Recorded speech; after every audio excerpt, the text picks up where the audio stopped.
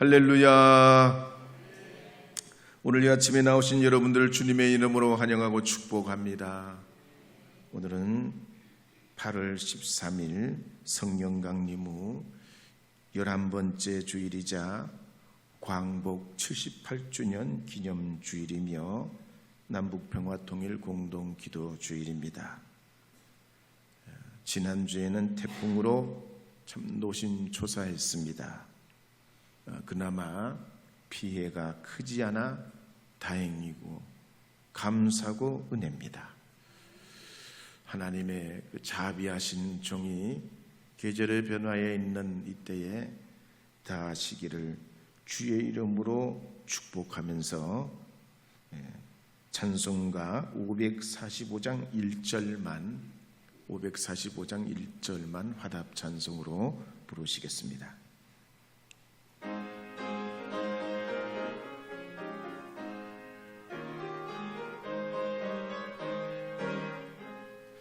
이 눈에 아무 증거 아니 배워도 믿음만을 가지고서 늘 걸으며 이 귀에 아무 소리 아니 들려도 하나님의 약속 위에 서리라. 걸어가세 믿음 위에 서서 나가세 의심 버리고 걸어가세 믿음 위에 서서 눈과 귀에 아무 증거 없어도. 로마서는 바울이 주 56년경에 고린도에서 3차 전도 여행을 마치고 예루살렘으로 돌아갈 무렵에 갱그리아 교회 집사인 베베를 통해 로마 교회로 써보낸 편지입니다. 내용으로는 로마 교회 안에 있는 이방인과 유대인 기독교인들이 하나로 어우러지도록 오직 의인은 믿음으로 말미암아 살리라는 주제로 증거하면서 우리가 어떻게 구원을 얻을 수 있는지 그 해답을 제시하고 있습니다. 그래서 로마서 10장 5절 6절 말씀에 보면 이렇게 기록하고 있습니다. 함께 읽어보겠습니다. 모세가 기록하되 율법으로 말미암는 의를 행하는 사람은 그 의로 살리라 하였거니와 믿음으로 말미암는 의는 이같이 말하되 내 마음에 누가 하늘에 올라가겠느냐 하지 말라 하니 올라가겠느냐 함은 그리스도를 모셔 내리는 것이요. 아멘. 바울은 구원 얻는 믿음에 대해서 율법으로 말미암는 의와 믿음으로 말미암는 의를 대조하고 있습니다. 그러면서 율법으로 말미암는 그 행함의 의는 아무도 구원 얻을 수 없는 인간의 한계와 연약함을 안고 있기에 결국 사망 권세와 심판을 면할 수 없게 된다. 그래서 우리 인간이 아무리 고행을 하고 선행을 행하여도 구원에 이룰 수 없고 화성, 목성, 달나라의 우주기지를 건설하고 바다 밑에 해저도시를 건설한다 해도 구원의 길이 될 수 없다는 겁니다. 그러나 우리 입으로 예수 그리스도를 나의 구주로 고백하고 선포하면 믿음에 이르게 되고 마음으로 믿으면 구원에 이르게 된다고 했습니다. 그래서 구원에 이르는 원리는 100가지, 1000가지, 10,000가지 율법을 지켜서 되는 게 아니고 그리스도 예수를 받아들이고 고백하고 믿으면 너무나 쉽게 얻을 수 있는 것이 바로 구원의 원리라는 것입니다. 그래서 로마서 10장 9절 10절에 보면 이렇게 기록합니다. 함께 읽어보겠습니다. 내가 만일 내 입으로 예수를 주로 시인하며 또 하나님께서 그를 죽은 자 가운데서 살리신 것을 내 마음에 믿으면 구원을 받으리라. 사람이 마음으로 믿어 의에 이르고 입으로 시인하여 구원에 이르느니라. 아멘. 이와 같은 하나님의 구원의 길이 우리에게 활짝 열려 있는데, 지금 우리가 살아가는 세상은 두 가지 위기에 봉착해 있습니다. 한 가지는 세계 경제 위기요, 또 다른 하나는 기후 위기입니다. 먼저 경제 위기는 코로나 이후에 전 세계가 인플레이션, 디플레이션을 겪으면서 가중되고 있습니다. 그런데 이런 문제에 대해서 제네바 대학, 소르본노 대학에서 교수로 있다가 유엔 자문위원으로 활동하는 장 지글레의 지적에 의하면은 이런 위기의 국면은 인간의 탐욕이 작용하고 있다 그랬습니다. 가령 세계 500개 다국적 기업들이 전 세계 생산량의 52%를 차지하고 있고, 이 중에 58%가 미국 스타트업 기업들입니다. 또 이 500대 다국적 기업들은 전 세계 가난한 나라 133개 나라의 합친 돈보다 더 많이 벌고 있습니다. 그러면서도 정보나 실험이나 개발이나 제품 생산이나 기술을 공유하지 않고 독점하고 있습니다.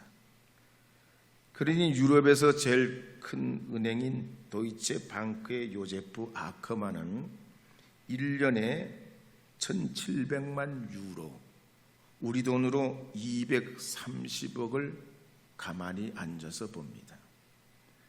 미국의 맨하튼의 제이픈 모건의 제이미 다이먼도 아커만보다 3배나 더 많은 660억, 한 700억 가까이를 법니다.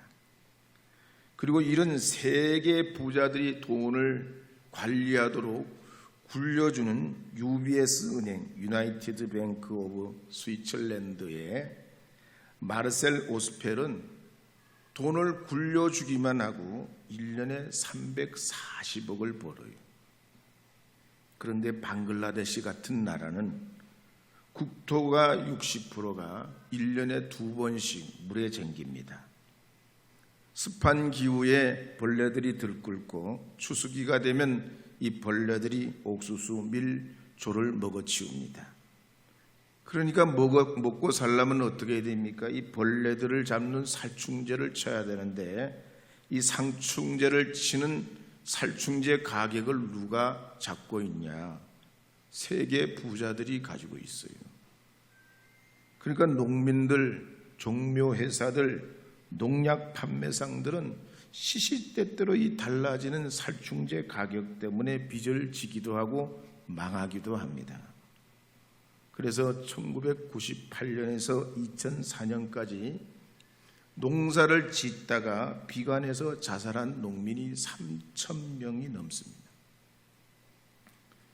또 소나 토끼를 먹여도 그렇습니다. 이 사료 또 먹이의 원료가 되는 이 곡물 시장은 누가 움직입니까? 큰 손들이 움직입니다. 그들은 하루아침에 이 곡물 가격을 올렸다 내렸다 쥐락펴락합니다. 그러다가 남아돌면 어떡하냐? 가난한 나라 주는 게 아니고 태평양 바다에 빠뜨려 버립니다. 그래서 장 지글러가 보는 이 경제 위기는 코로나도 아니고 인플레이션, 디플레이션도 아니고 전쟁도 재난도 아니라 인간의 탐욕이라 그랬습니다.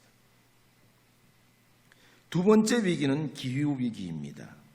환경 전문가 그레타 툰베리가 전 세계 기후 전문가들과 함께 엮어쓴 기후책이라는 그 책에 보면 지금 지구는 비상사태입니다. 정말로 요즘은 비가 왔다면 폭우고 태풍이 불었다면 중형 대형입니다. 가뭄이 왔다면 살인적입니다. 남극 북극 빙하가 정상적일 때는 이 차가운 공기가 내려와서 열대성 기후를 막아주는 역할을 하고 태풍이 와도 빨리 지나가도록 압력을 넣는 역할을 했는데 그러지를 못합니다. 북극 남극의 빙하들이 녹으면서 그 힘이 약해지고, 그러면서 지구의 온도가 올라가면서 지속적이고 더 강력한 재앙으로 작용하고 있습니다. 그래서 지구 기후 전문가들이 170년 전 기후온도와 지금 현재 기후온도를 비교해 봤더니 1.2도가 상승했다고 봅니다. 1.2도가 별거가 아니라 그럴 수가 있는데, 우리 몸을 보면 우리 몸 정상 온도가 37.5도가 아닙니까? 36.5도? 37.5도? 하여튼 1도만 올라도 문제가 돼요. 이게 지속이 되면 우리 건강에 어려움이 생깁니다. 똑같습니다. 이 1.2도가 올라가는 건 당장 죽는 건 아니지만 현격한 문제가 생겨나게 됩니다. 그래서 우리나라도 앞으로 10년, 20년 후에는 옥수수 먹기가 어렵다고 보죠. 30년 정도 후에는 감자를 재배할 곳이 점점 높은 고냉지에서 재배했던데 점점 높은 데로 올라가는데, 높은 데로 올라가면 박토고 바위라 재배할 수가 없어. 결국 감자를 못 먹는 때가 되고, 앞으로 50년 후가 되면 사과를 재배할 곳이 없어진다고 봅니다. 또 이 지구온난화로 바닷물 온도가 상승해서 플랑크톤이 살아나기가 어렵습니다. 플랑크톤이 살기가 어려워지니까 먹이사슬이, 기초 먹이사슬이 깨지고 미역이나 감태나 자리돔이나 오징어, 고등어, 이런 명태, 청어가 희귀해집니다. 연어나 황어는 희귀성 물고기인데 돌아오질 못합니다. 길을 못 찾아. 온도가 달라지니 길을 못 찾아. 그러니 북극곰, 바다사자, 물개, 펭귄이 먹이가 없어 굶어 죽습니다. 또 전 세계마다 사람들은 맛있는 소고기를 먹기 위해서 전 세계적으로 15억 마리 소를 사육하고 있습니다. 무게로 치면 인구 80억 사람의 몸무게보다 더 나가는 것이 소 무게입니다. 그런데 이 소들이 먹는 풀과 사료는 그냥 나오는 게 아니죠. 목초지를 조성하기 위해 숲을 베내고 사료를 재배하다 보니까 공기 정화하는 산림이 줄어듭니다. 또 이 15억 마리 소들이 사료와 풀을 먹고 트림이나 방구를 끼게 되면 엄청난 메테인 가스를 발생하게 됩니다. 지구 온실 효과를 나타내는 6가지 가스 중에 이 메테인이 17%를 차지합니다. 그러니 이 지구 온도가 점점 올라가고 남극, 북극 빙하가 녹아내리고 수천 년 동안 얼음 속에 갇혀있던 바이러스와 세균들이 다시 기어나와가지고 듣지도 보지도 못한 이 병들이 사람과 동물에게 퍼지게 됩니다. 그래서 1972년 스웨덴 스톡홀름에서 기후협약을 개최했습니다. 세계 환경의 날을 지정합니다. 1992년에는 브라질 리우데제네이루에서 멸종 위기에 대처해서 기후협약을 체결합니다. 1997년에는 일본 도쿄에서 온실 효과를 위해서 이걸 대책을 세우기 위해 감축하기 위해서 각국이 책임지고 이걸 실천하기로 합니다. 그런데 어떻게 되냐? 2001년에 미국이 이 기구에서 탈퇴를 해요. 중국, 일본, 인도는 전 세계에서 가장 인구가 많은 나라인데 개도국이라는 그런 명분을 내세워가지고 이행 의무가 없다 그래버립니다. 그래서 위기를 느끼고 2015년에 파리에서 다시 총회를 열고 195개 나라를 전부 여기에 가입을 시켜서 그런 체계를 만들고 2021년에는 영국 글래스고에서 온실가스의 주 원인이 되는 화석 연료를 단계적으로 감축해서 2050년까지 탄소 중립을 실천하자 그럽니다. 근데 이거가 잘 됩니까? 안 돼요. 지지분이지. 경제 논리, 정치 논리로 나라마다 미룹니다. 네가 더 많이 배출해서 그렇다. 너 나라가 더 많이 배출하는 거 아니냐. 서로 떠넘기기, 견제하고 그럽니다. 그래서 이 기후변화에 대한 위기도 알고 보면 인간의 탐욕이 자리하고 있는 것입니다. 그래서 바울은 이것을 탐심이라고 표현합니다. 하나님과 사람의 관계를 깨뜨리고 죄의 열매요, 하나님을 부인한 불신앙의 열매입니다. 그래서 골로새서 3장 5절 6절에 보면 이렇게 기록하는 말씀이 있습니다. 함께 읽도록 하겠습니다. 그러므로 땅에 있는 지체를 죽이라. 곧 음란과 부정과 사욕과 악한 정욕과 탐심이니 탐심은 우상 숭배니라. 이것들로 말미암아 하나님의 진노가 임하느니라. 그렇다면 광복 78주년을 맞이하면서 우리의 과거와 현재를 어떻게 슬기롭게 극복할 수 있을까요? 누가 우리 안에 있는 이 탐심, 탐욕으로부터 경제위기와 기후위기에 봉착해 있는 우리를 구원해낼 수 있을까요? 양심일까요? 도덕일까요? 윤리일까요? 교양일까요? 아니면 무기일까요? 누가 이 위기에서 건져낼 수 있겠습니까? 역사나 과학을 보면 답이 없습니다. 구약에도 보면 하나님께서 아브라함을 불러 복의 근원이 되게 하시고 큰 민족을 이루게 하셔서 하나님 사랑, 이웃 사랑을 실천하라 하셨습니다. 그런데 구약의 역사를 보면 배반의 역사예요.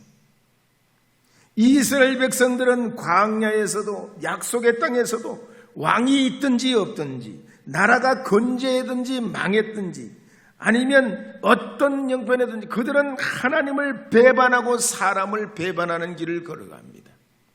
그래서 아모스 5장 4절 5절 6절에 보면 이렇게 기록하는 말씀이 있습니다. 함께 읽어보겠습니다. 여호와께서 이스라엘 족속에게 이와 같이 말씀하시기를 너희는 나를 찾으라. 그리하면 살리라. 베델을 찾지 말며 길갈로 들어가지 말며 브엘세바도 나아가지 말라. 길갈은 반드시 사로잡히겠고 베델은 비참하게 될 것임이라 하셨나니 너희는 여호와를 찾으라. 그리하면 살리라.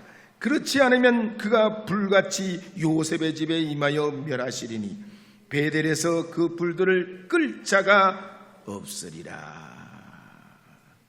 이 눈의 증거 아니 배워도 1절만 한번 불러보겠습니다.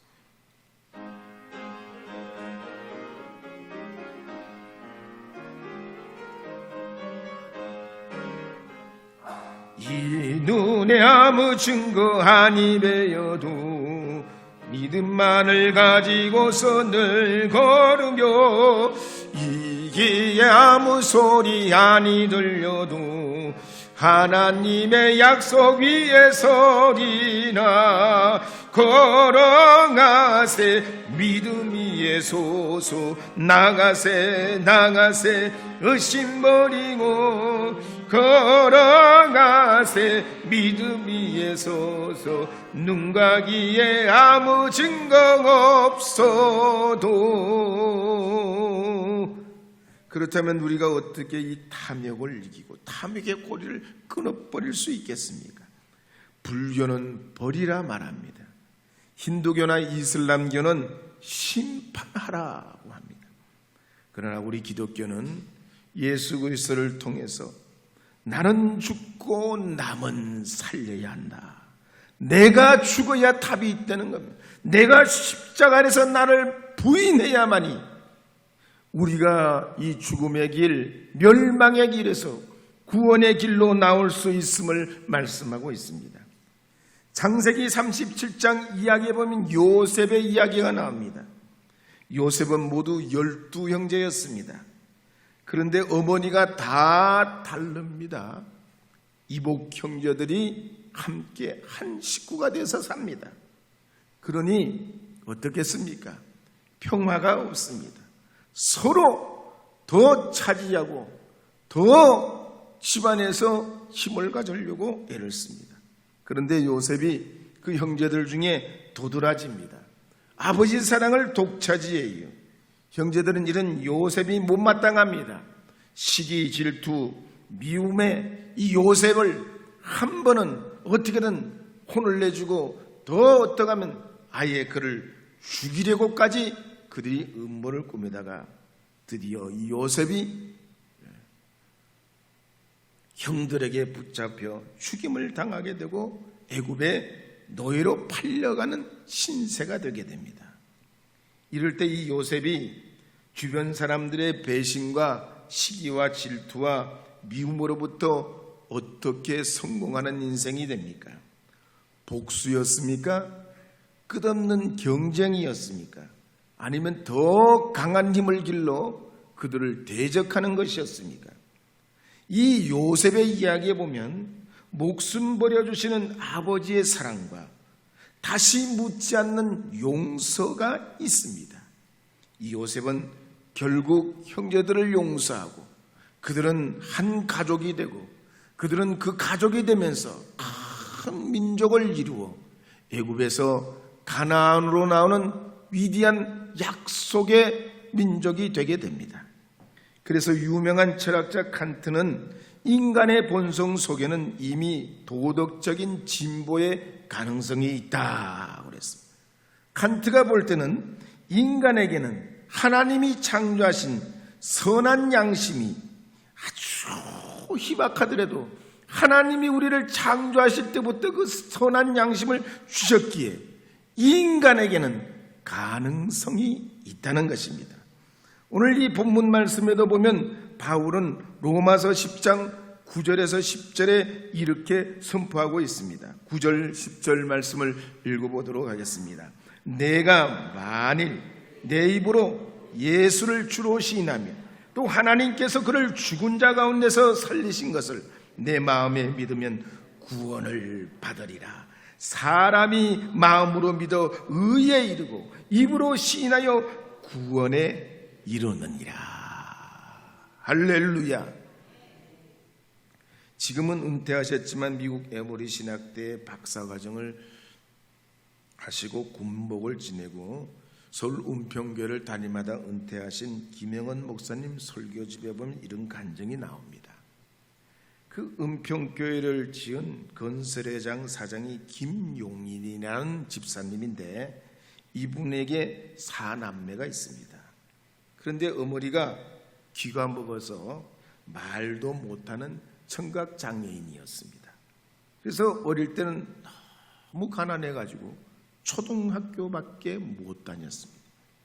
형은 청계천에 있는 양은 냄비를 파는 리어커 장사꾼이었습니다. 그래서 형을 찾으러 서울에 올라가 보니까 형이 잘 사는 줄 알았는데 잘 살기는 너무너무 어려운 형편이라 중학교는 꿈도 못 꾸고 정기학원에 청소부로 들어가서 일을 하게 됐습니다. 그때 나이가 16살이었습니다.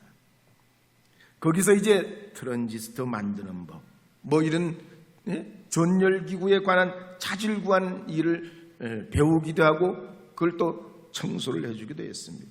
그러면서 그 학원의 원장인 호서대학교 이사장을 지낸 강석규 장로님이 계셨는데 그 장로님과 인연이 돼서 40년을 함께하면서 교회도 다니고 믿음 좋은 아내도 만나게 됐습니다.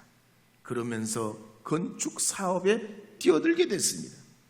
처음에는 앞길이 막막하고 줄도 배경도 없으니 이게 일이 됩니까? 그래서 매일 교회로 나옵니다. 하나님, 저에게 길을 열어주세요. 저에게 일을 주세요. 저는 백도 없고 줄도 없고 돈도 없어요. 건축학을 공부한 것도 아니에요. 하나님 길을 열어주세요. 공사를 주세요. 저에게 일거리를 주세요. 저에게 일거리를 주세요. 일거리를 주세요. 아멘 나올 때까지 일거리를. 하여튼 얼마나 백도 없고 줄도 없으니까 얼마나 하나님 앞에 때를 쓰고 기도했는지 진짜 기도를 한참 하는데 마태복음 9장 23절 말씀이 퍼뜩 떠오르더란 얘기예요. 믿는 자에게는 능치 못할 일이 없느니라. 이 말씀이 막 기도 중에 퍼뜩 떠오르는데 마음에 막 자신감이 생기고 생각이 바뀌고 지혜가 생기고 할 수 있다는 용기가 생기고 이거 주님께서 반드시 되게 하신다. 하나님이 되게 하신다. 하나님이 되게 하신다. 아멘 할 때까지다. 아멘 할 때. 그래가지고 이분이 교회를 30채 이상 짓고요. 우리나라 건설회사 중에 2% 안에 드는 종합건설회사가 됐습니다. 성경시대도 보면 두 종류의 삶을 사는 사람이 있다고 바울이 말합니다. 율법에 의지해서 의로 살라고, 행위로 살라고 선행을 하고 노력하는 사람이 있는가 하면 예수 그리스도를 믿고 믿음의 의로 살려 하는 사람이 있다는 것입니다. 그러기에 로마서 10장 14절 15절에 보면 이렇게 기록하는 말씀이 있습니다. 14절 15절 말씀입니다. 함께 읽도록 하겠습니다. 그런즉 그들이 믿지 않으냐는 일을 어찌 부르리요? 듣지도 못한 일을 어찌 믿으리요? 전파하는 자가 없이 어찌 들으리요? 보내심을 받지 아니하였으면 어찌 전파하리요? 기록된 바 아름답도다 좋은 소식을 전하는 자들의 발이여 함과 같으니라. 아멘. 그러니 이 김용인 집사가 만약에 그 장로님 못 만났으면 어떻게 될 것이에요? 장로님 만났더라도 교회 가자, 예수 믿자, 주님 앞에 함께 신앙생활하자, 만약에 이랬으면 이분의 인생이 어느 길로 갔겠어요? 초등학교밖에 못 나왔지, 배운 거 없지, 배경 없지, 경험이 없지, 어떻게 돼? 그런데 예수님 만나서 이 인생이 달라지고 변화되고 복을 받게 됐습니다. 그래서 예수님이 생명, 믿음이 구원이요, 믿음이 은혜요, 믿음이 영광이요, 믿음이 성공의 길이요, 믿음이 구원의 길인 줄 믿으시고 오늘 이 아침에 나오신 여러분들께서도 하나님의 그 거룩한 믿음의 거룩한 은혜로 부르신 그 부름 앞에 할렐루야 아멘 하시면서 이 한 주간도 승리하시는 주님의 자녀들 되시기를 주의 이름으로 축복합니다.